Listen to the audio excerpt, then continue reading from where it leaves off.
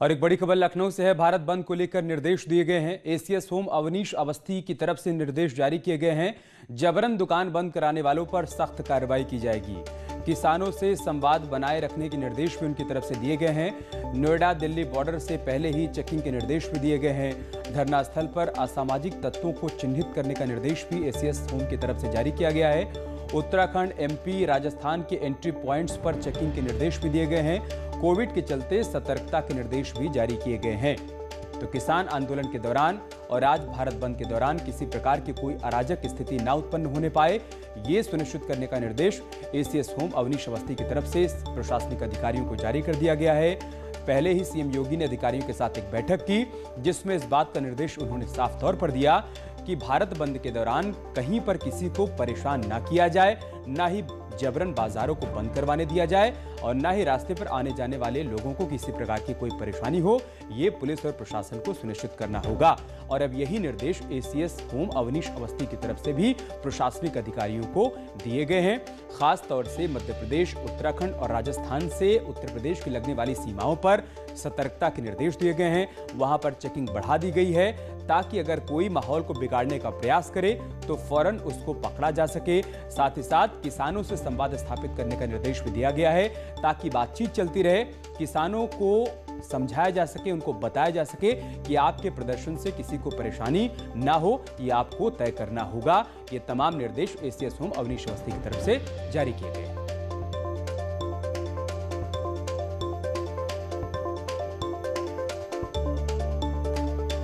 और आज भारत बंद के दिन कैसी तस्वीर देखने को मिल रही है वो बताने के लिए दिल्ली से रवि हमारे साथ जुड़ चुके हैं। प्रीति श्रीवास्तव नोएडा से इस वक्त हमारे साथ जुड़ चुकी हैं। अमित राणा गाजियाबाद से हमारे साथ हैं। प्रशांत पांडे लखनऊ से हमारे साथ जुड़ चुके हैं। अभिषेक आजमगढ़ से और मनोज लखीमपुर खीरी से हमारे साथ जुड़े हुए हैं। रवि, मैं सबसे पहले आपके पास ही आऊंगा। भारत बंद का ऐलान किसानों की तरफ से किया गया है, लेकिन प्रशासन भी पूरी तरीके से तैयार है कि कहीं पर कोई अराजक स्थिति ना उत्पन्न होने पाए। बहुत सुबह का समय है, लेकिन फिर भी कैसी तस्वीर आप देख पा रहे हैं? क्या अपडेट है आपके पास?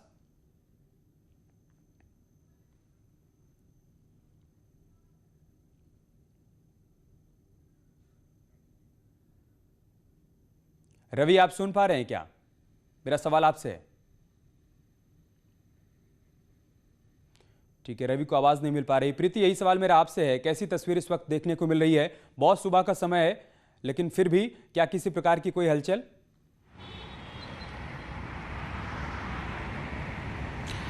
बिल्कुल, मैं आपको बता दूं कि भारत बंद का आह्वान जो किसानों ने किया था उसको लेकर अभी तो सुबह का समय है, लेकिन एक जो अच्छी बात अभी देखने को मिल रही है वो ये है कि जो ट्रांसपोर्ट है, यानी कि जो ऑटो है, जो शेयरिंग ऑटो है, वो चल रहे हैं सड़कों पर। ये आप देख सकते हैं कि यहाँ पर जो ऑटो वाले हैं उनसे भी हमने अभी बात भी की थी, तो उन्होंने कहा कि हम लोग भारत बंद को सपोर्ट नहीं कर रहे हैं और हम लोग यहाँ पर जो अपने ऑटो हैं, जो ट्रांसपोर्ट सिस्टम है वो यहाँ पर चालू है। इन्हीं लोगों से बात करती हूँ।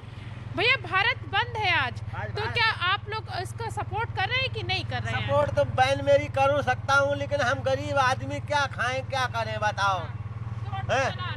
ऑटो चला रहे हैं बैन मेरी, मैं तो क्या करूँ बताओ? मैं गरीब आदमी हूँ। ऑटो चला रहे हैं आप लोग? जी चला रहे हैं। ऑटो चला रहे हैं आज आप लोग? नहीं चला रहे हैं आज, जिससे कि लोगों को दिक्कतें ना हो। पुलिस वाले दिक्कत करते हैं बात। हाँ। ठीक है, तो ये जो ऑटो वाले हैं इन्होंने साफ किया है कि ऑटो चला रहे हैं, एक तो गरीब भी है ये लोग कह रहे हैं, और दूसरी चीज़ लोगों को दिक्कतें ना हो उसको लेके। और एक खास बात मैं आपको बता दूं कि कल रात में नोएडा प्रशासन ने अलर्ट भी जारी किया था। उन्होंने साफ कर दिया था कि अगर कोई किसी दुकान को या किसी ट्रांसपोर्ट को कोई भी जबरदस्ती बंद करवाता है तो उसके खिलाफ सख्त कार्रवाई की जाएगी। यही बात एसीएस होम अवनीश अवस्थी की तरफ से भी कही गई। प्रीति, आप बनी रही हमारे साथ। हम अमित राणा का रुख कर लेते हैं जो इस वक्त गाजियाबाद से हमारे साथ जुड़े हुए हैं।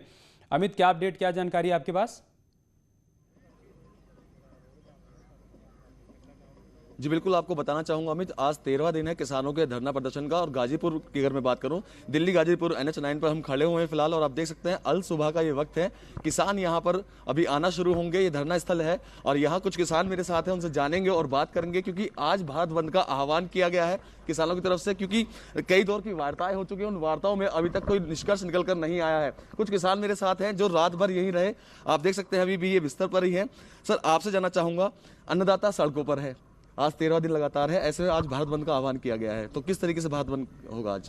भारत बंद सारा नौजवान साथी हमारा जो है साथ दे रहा है, व्यापार मंडल साथ दे रहा है, रेलवे के कल लोग यूनियन के आए थे, सब साथ दे रहे हैं। और मैं तो चाहता हूं जो हमारी ये मीडिया चैनल है, ये अगर दिल से हमारा साथ दे दें, जैसे जैसे अब सब सही हो रहे धीरे धीरे, और सरकार को पता लग जाए, हमने मांगा थोड़ी है कुछ, जो दे रहे हैं हम लोग वही कर रहे हैं, भाई अपना वापस ले लो। और सरकार ने खुद माना है कि इसमें दर्जनों गलतियां हैं, जिस बिल में दर्जनों गलतियां होती हैं वो कभी किसी पर थोपी नहीं जाती। सरकार को सोचना चाहिए। ठंड में हम लोग मर रहे हैं यहाँ पे, देखिए रात भर हम लोग यहाँ, ये रजाई पूरी गीली पड़ी हुई है कि हमें शौक नहीं है यहाँ बैठने का, ना बात करने का, मजबूरी में सरकार ने बिठा रखा है। और हम ही लोगों ने जिनको सरकार में बिठा रखा है, आज वही लोगों ने हमें नीले आसमान के नीचे इस ठंड में बिठा रखा। कोई बात नहीं, आप लोग दिखा रहे हैं, अच्छी बात है, खबरें अच्छी दिखाइए, सरकार को पता चल जाए। और आज का चक्का जाम है ना, आज का चक्का जाम नौजवान करेगा, नौजवान करेगा, अब फसलों के फैसले किसान करेगा, अब फसलों के फैसले किसान करेगा। मान जाना चाहिए सरकार को,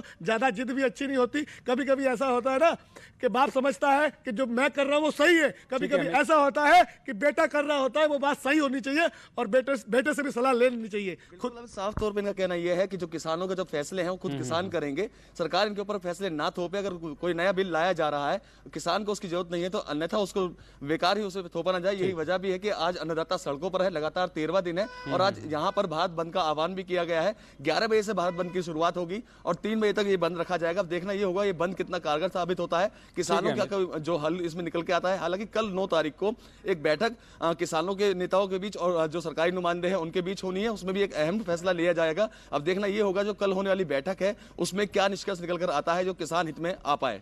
ठीक है प्रशांत, कल दिन भर लखनऊ में बहुत गहमागहमी की स्थिति देखने को मिली।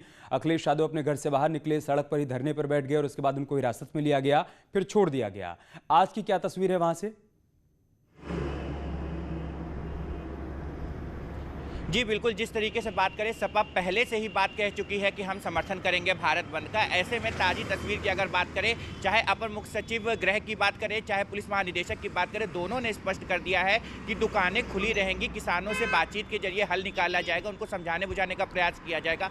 व्यापार मंडल से भी मिलकर के दुकानें खुली। मैं अपने कैमरा सहयोगी को चाहूँगा वो दिखाएं कि इस समय हम राजधानी लखनऊ के ग्रामीण इलाके बक्सी तालाब में हैं और यहाँ ऑटो तो चल ही रहे हैं, साथ ही साथ दुकानें भी अब खुलनी शुरू हो गई हैं। ऐसे में ये यहाँ की सबसे पहले खुलने वाली दुकान है और दुकान पे देखिए आप लोग आ भी रहे हैं और धीरे धीरे यहाँ पर नाश्ते वगैरह की व्यवस्था कर रहे हैं। पुलिस की तरफ से आईजी रेंज ने स्पष्ट कर दिया है कि ग्रामीण इलाकों में किसी भी प्रकार का बंद नहीं रहेगा, पुलिस पूरी तरीके से मुस्तैद रहेगी। ऐसे में राजधानी लखनऊ से चाहे ग्रामीण इलाकों को आने वाले ऑटो हों, चाहे ग्रामीण इलाकों से राजधानी शहर को जाने वाले, सारे के सारे ऑटो चल रहे हैं और साथ ही साथ में पुलिस की तरफ से इस बात को पूरी तरीके से तस्दीक की जा रही है कि किसी भी तरीके का भारत बंद किसी भी अराजक तत्वों के द्वारा ना कराया जाए। किसी को परेशानी नहीं होनी चाहिए, ये भी सुनिश्चित किया जाए। अभिषेक का रुख कर लेते हैं जो आजमगढ़ से हमारे साथ जुड़े हुए हैं।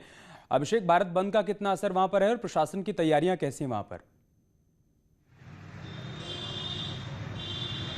जी आशीष, बिल्कुल निश्चित तौर पे जो है कानून बिल को विरोध में लेकर के किसानों के आह्वान पर आज भारत बंदी का ऐलान किया गया है। भारत बंदी का असर आजमगढ़ में कितना देखने को मिलेगा ये तो आने वाले कुछ घंटे तय करेंगे, लेकिन आजमगढ़ समाजवादी पार्टी का गढ़ माना जाता है और समाजवादी पार्टी के राष्ट्रीय अध्यक्ष अखिलेश यादव खुद किसानों को समर्थन दिए हुए। ऐसे में कल देखने को मिला था कि यहाँ पर सपा जिलाध्यक्ष के नेतृत्व में पूर्व मंत्री समेत करीब 100 से अधिक सपा के कार्यकर्ता सड़क पर उतरने का प्रयास करते हैं। पुलिस उनको हिरासत में लेती है और पुलिस लाइन में नजर बंद कर देती है। आज भी पुलिस पूरी तरीके से मुस्तैद है।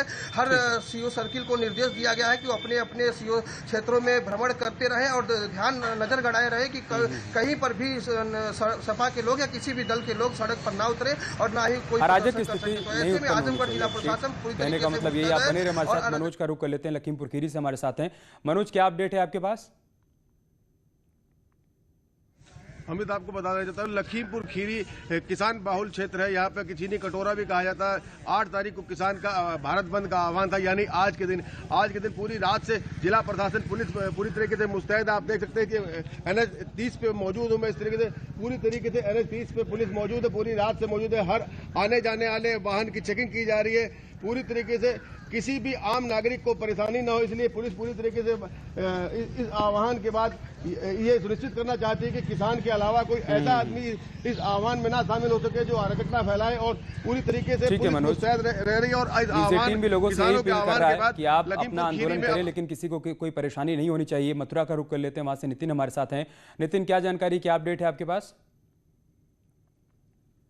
देखिए, अगर हम भारत बात की जाए भारत बंद की, तो यहाँ पर भारत बंद का कोई असर दिखाई नहीं दे रहा है। जिस तरीके से अगर हम बात करें तो सबसे पहले अगर बंद की शुरुआत होती है और उसको सफल माना जाता है, तो जिस तरीके से जो चाय की दुकान है, कचौड़ी जलेबी की दुकान है, फल की दुकान है, अगर वो बंद होती हैं तो बंद सफल होता है। लेकिन ये बंद सरकार के विरोध में है, इसलिए यहाँ पर जो बंद का असर है वो ज़्यादा दिखाई नहीं देता है। सवेरे से चाय की दुकान खुली है, कचौड़ी की दुकान खुली है, फल की दुकान खुली है, टेम्पो खुली है। तो कहा जा सकता है कि जो कृष्ण नगरी है, जिस तरीके की दिनचर्या रहती है कृष्ण नगरी में, कमोबेश वैसी दिनचर्या आज भी है। लेकिन हमें एक छोटे से ब्रेक के लिए रुकना होगा, इसलिए आपको रोक रहे हैं। बहुत शुक्रिया आप सभी का हमारे साथ जुड़ने के लिए और तमाम जानकारी हम तक पहुंचाने के लिए।